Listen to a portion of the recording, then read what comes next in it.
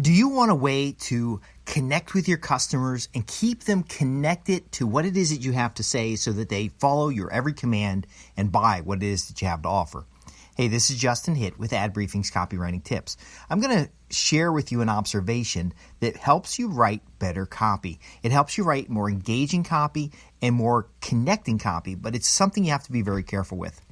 My kid was listening to a Minecraft video and then some Stick Army video, and I noticed the alliteration of topic and the use of open loops in order to keep him interested in the videos. Now, we had a little discussion, and he's a little frustrated about my observation, but simply put, the method being used is a brainwashing technique that provides loops of information. You're not getting a lot of information, but loops of information in an entertaining way to keep the individual engaged with the video so that the advertiser or so the publisher of the video can get advertising revenue as well as keep the person hooked to the next episode. I'll explain the method. You can use this in your serial writing, which would be your prospect newsletter, which would be maybe a series of products that you want to get the customer to buy the first product and then buy the next product and then buy refills on the product. But it's an interesting concept used on Today Show, night shows, morning shows that you can use in your copywriting. It starts first by imagining a loop. So if you were going to draw this in the air, you would go up to a topic and then you would loop back around to that topic in an entertaining way. And then you'd come along to the next topic and then you loop back around to that topic in an entertaining way. And it's like this, for example. Being able to write words that sell make it easier for you to reach customers in a valuable way. Words that sell help you unlock the postal system where you can connect with customers through mailing lists across the various demographics and zero in on buyers. Words that sell create assets that cash flow because you now have a artifact or a medium that you can reach customers and sell more of your product. Words that sell are very powerful. And do you see what I did? I kept looping back around to the key point, which is words that sell. Now, that's a very obvious thing. In a 15-minute presentation, you could have 3 key topics, and you could just keep looping through those topics. But you might also tell a story. Hey, words that sell are so powerful because one time I wrote a letter, and I sent it to a mailing list, and I got money. See, I'm simplifying this, but you would go through the key topic, the benefits of the topic, who uses that particular topic that you're covering, why is it important, and you'd keep looping back through. Now, the open loop is where you tell a story, connect it to maybe all 3 of the topics, but you keep leaving gaps in the story so that you can go and talk about a tangent. Like, so you might start explaining, hey, I wrote a sales letter, and I went to the post office. I was skeptical. I mailed it to this mailing list. Oh, by the way, you can get mailing lists at XYZ company. So I mailed the letter out. Next thing you know, I got checks in the mail.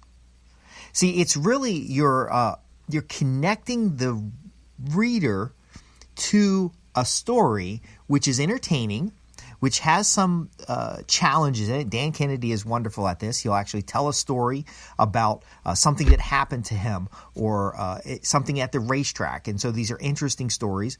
And then he'll put in a key point. So the story will connect to the topic will connect to an action, and the action will connect to a purchase. Using this in your copy is so powerful because you now have a series of communications that altogether might turn into a single product and something, if a customer read beginning to end, they'd just be done with it. But there really is no real ending. So they look for the next issue of your newsletter. They look for the next time you send a letter to them to introduce them to a new idea or concept. They are entertained to come back and engage with your videos. Now, ultimately, in the direct response world, you're going to use those loops to come back to an offer. You may be saying, hey, that's why you need words that sell, and words that sell is actually a product. That's why you need such and such. Oh, and by the way, so-and-so got this product, and here's the results that they got. Some other person got it. And by the way, here's a question someone has. By the way, see, I'm using the by the way to show you the loop. Every time you're saying by the way, and you wouldn't say by the way, but anytime I say by the way, that's the top of the loop. At the bottom of the loop is the story. It's the compelling example. And then at the end of all this, you can say, to get words that sell, here's what you do. Here's the instructions. And what's exciting about this is you can take 3 to 4 topics and turn it into a 2-day seminar. You can take 1 or 2 topics in a letter and turn it into a reason why they want more information. So your letter might introduce a problem. It introduces the pains associated with the problem, and then it stops there because it's looped back to the problem again and told a story about someone who's experiencing the problem and how you were able to help them solve the problem. And then you click again to a next person that had the problem. And here's the results of them solving the problem. And then finally, here's how you get more information. And then you can take that sales letter formula, problem, pain, solution, next action, and actually shorten it up in a medium like the internet where they'll click through to get the rest of the letter. And now you can have different first sections of the letter in a series and the same back section of the letter which has the sales offer to close. So it's the lead generation to sales letter funnel, but it has many front ends that are provided serially. Now, this frustrated my child to all ends, explaining to him and asking questions. He ultimately wanted to be entertained.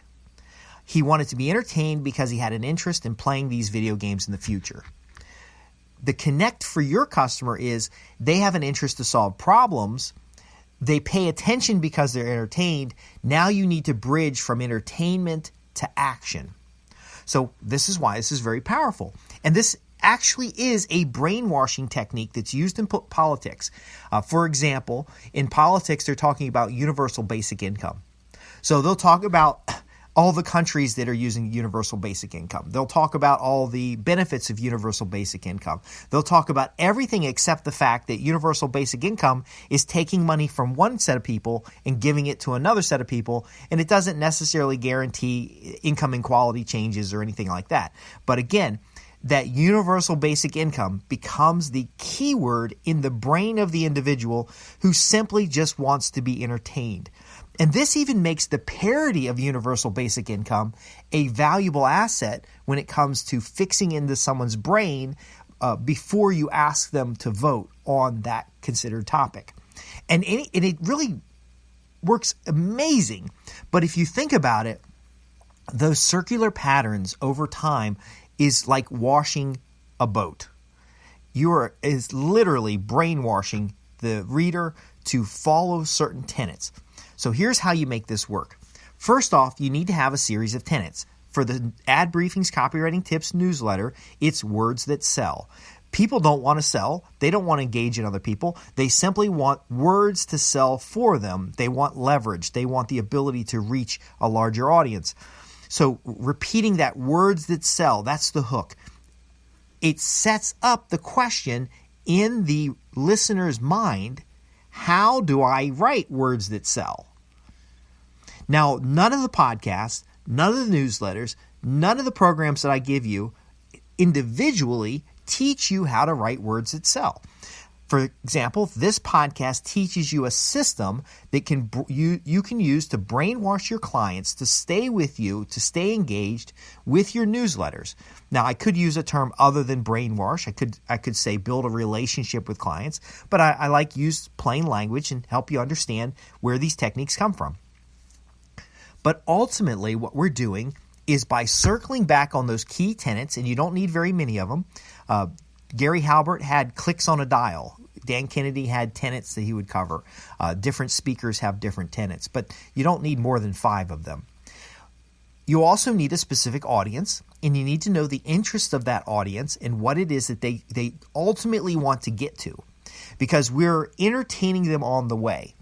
Now, here's the problem if you're on the receiving end of this, and the example I used for my kid. Imagine a sergeant with his soldiers drudging through through a desert. And next thing you know, they're drudging through a swamp. And they're trying to get back to base where it's safe and they can take showers and such. The sergeant keeps driving along saying, look, we're just a couple more feet. Let's keep going. Here's the map. Here's where we are. Here's where we need to be. The soldiers are frustrated, struggling. They're angry and just sand in their underwear, sand in their boots, and they're walking in circles, experiencing that pain, being entertained by both their complaints and the complaints of others around them. That the soldiers are the consumers. The sergeant is the producer. The sergeant got a map, decided to go from point A to point B. The problem is nobody wants to listen to the sergeant droning on. And so they will drudge through the desert, walking in circles, while the sergeant's walking straight to where they need to be. Next, they move from the desert to the swamp.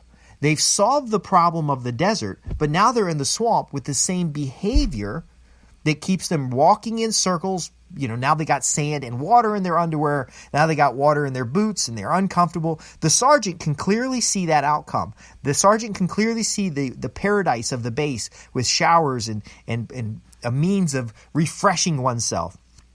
That is what the soldiers desire, but the behavior of the soldiers is to continue to go in circles.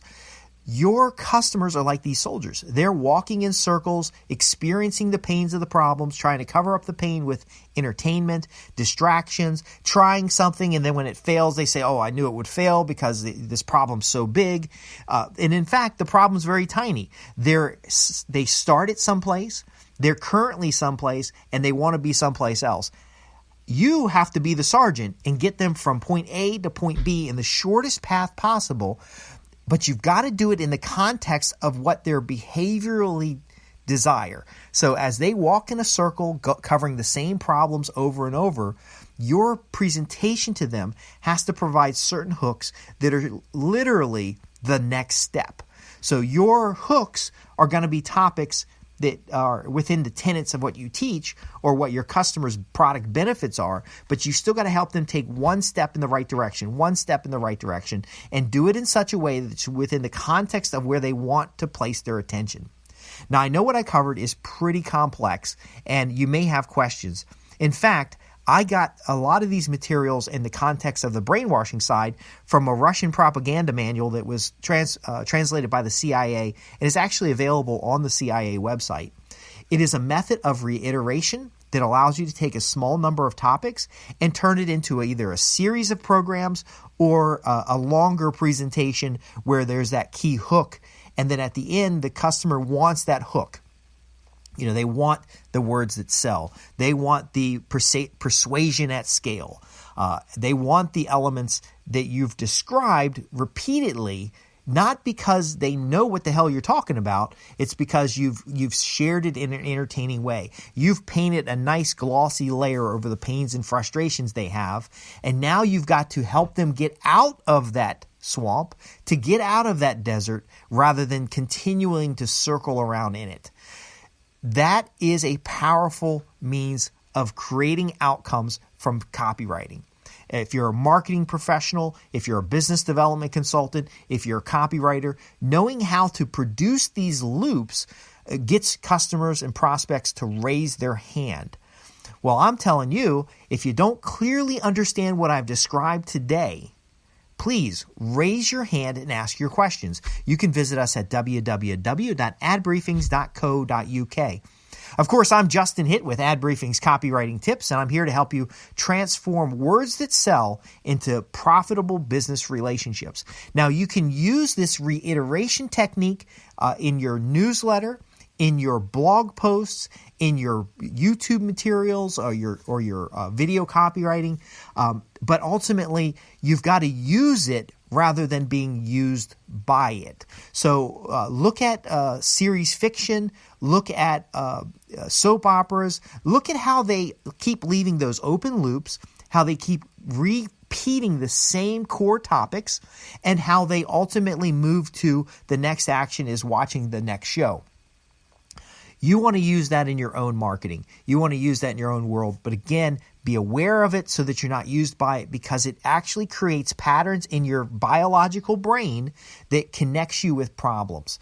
It not only connects you with a problem, but it solves the problem through entertainment rather than through a solution that removes the problem.